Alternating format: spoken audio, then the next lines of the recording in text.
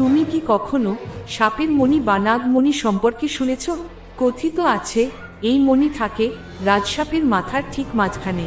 এটা এমন রত্ন যা অন্ধকার রাতকেও দিনের মতো আলোকিত করে তুলতে পারে। অনেকে বলে এই মণির শক্তি নাকি অদ্ভুত, যে এর মালিক হয় সে পায় অসীম ধন, ক্ষমতা আর দীর্ঘায়ু।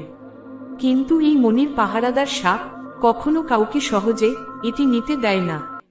যদি কেউ সাপটাকে মেরে মণি নিতে চায়, তাহলে সেই সাপের আত্মা শত বছর ধরে প্রতিশোধ নিতে ফিরে আসে।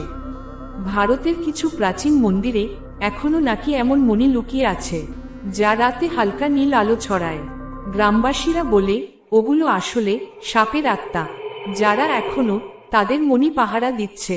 বিজ্ঞানীরা অবশ্য বলেন এটা শুধু কিংবদন্তি, কোনো বাস্তব প্রমাণ নেই। কিন্তু প্রশ্ন হলো, যদি সবটাই গল্প হয়, তাহলে সেই রাতের আলোটা আসে কোথা থেকে? আর কেন এখনো কিছু জায়গায় সাপের মণির খোঁজে মানুষ হারিয়ে যায়?